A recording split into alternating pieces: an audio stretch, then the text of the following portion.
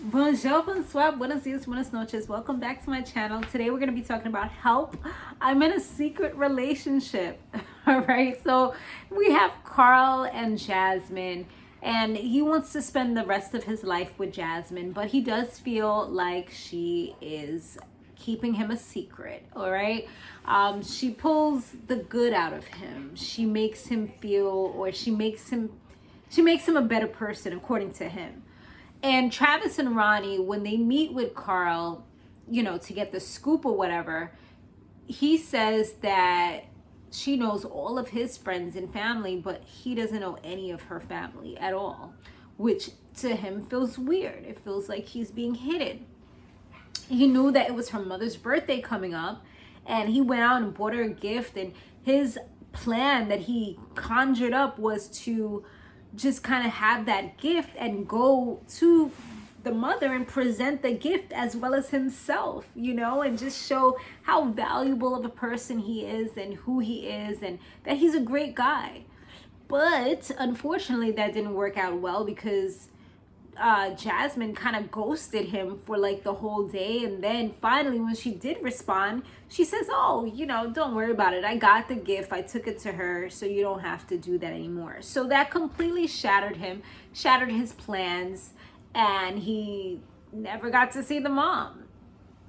So he doesn't know what's going on, but he thinks that another man may be taking care of her financially because she doesn't have a steady job anymore. She quit her job to kind of follow her dreams, and it's like, you live the same lifestyle, so how are you able to do that, which makes sense. So he said he's a DJ, and her sister had came to one of the events one time, and she introduced him as a friend. So now he's like, am I a friend with benefits? Is that all I am to her? Even though they actually have a business together and he spent most of the money on the business? It's like a lot of things that just weren't really making sense. And just a lot of epic fails, like that whole introduction, like what?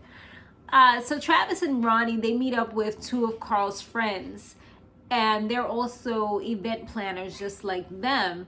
They do double dates and things like that. And one of them, she's a female, Kalisha, she's in the close friends, I guess on Instagram for Jasmine. So she's seen her post some guy all cozied up one time and wasn't really sure who that was. So she did go ahead and bring that to the forefront.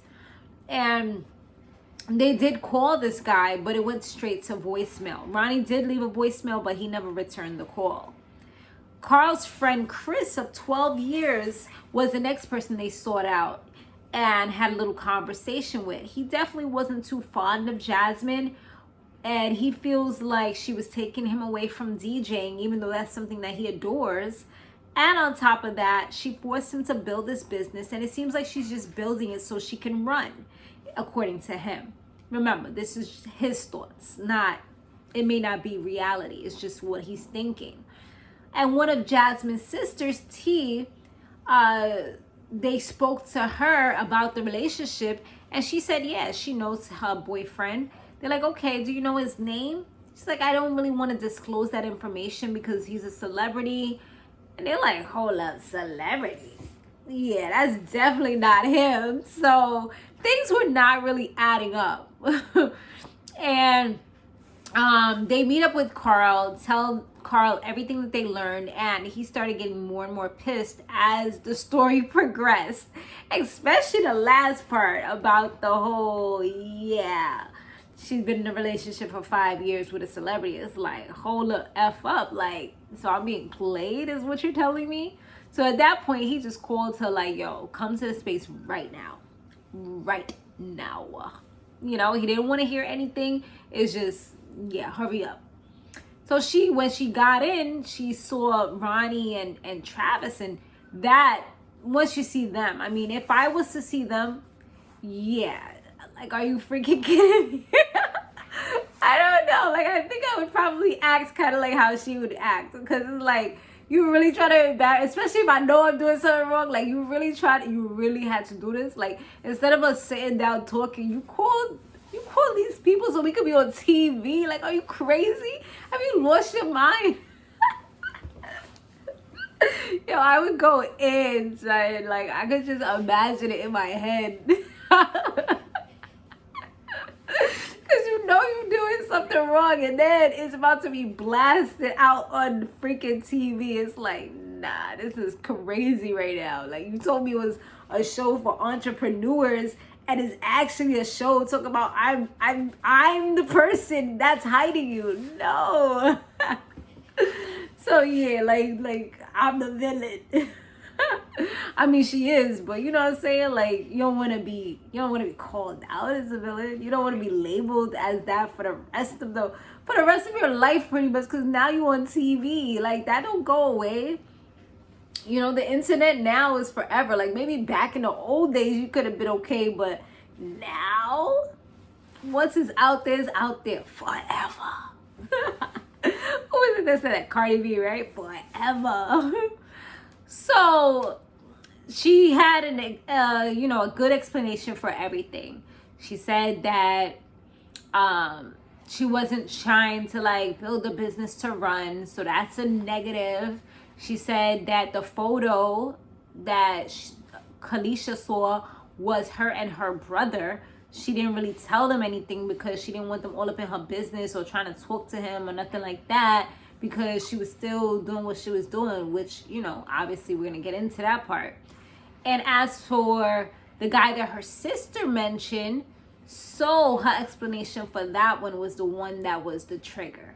So she said with him, or the reason why her sister said that is because she pretends that she's still in a relationship with him. I'm like, girl, what? I mean, I guess it is what it is. Sometimes it happens. Maybe it was, I guess, fear. I mean, not fear, probably embarrassment because of the simple fact that he was a celebrity. She said she would actually buy tickets, and I could imagine her spending all this money buying tickets for her and her family, or just her sometimes, to go to these games just to have the look that she was actually still with this guy. Like, that's a little low-key insane. Like, the definition of insanity. Like, bro, you wasting your money. And she probably had good seats too, so it's probably, because what are you gonna be in the bleachers talking about some, oh, my basketball man got me these tickets? Like, imagine, you're supposed to be in the front. So yeah, that sounds low-key crazy for real. But she felt like, you know, now Karl is a lot more established, and it's something that she can show off to her family. But before, it was not so much. You know, she didn't want to get judged by her family because they care about things like that. So he's like, so you felt like I wasn't good enough? Is that what it is? And it's like, kinda, you know. It sounds terrible, but the reality of the world and the truth is, yeah, that's how she felt. So yeah, at that point he was pissed off, and I'm like, damn, the good guy sure switched up for real.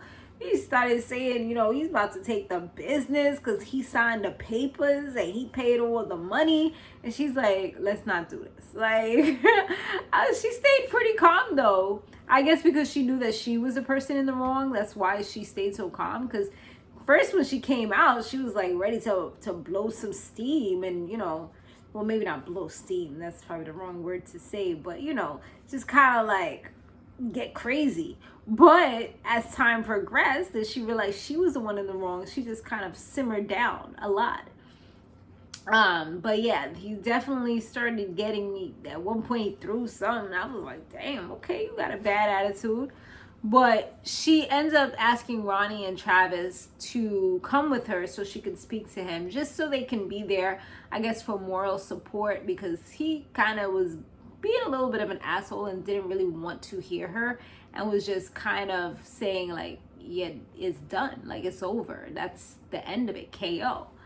But once he actually sat there and listened to her rationally, he just instantly was just like, I love you, and you know, yeah, we could do this if you're really going to change and I'm going to be part of the family, then yeah, we can continue this on. I'm like, damn, that was kind of easy. Like, she didn't even do nothing yet. She just said what she gonna do. You didn't even see no proof, and you like, all right, we'll keep it. Like, you were just so adamant and ready to throw it all away like 5 minutes ago. I was like, dang, giving scripted. I was like, really?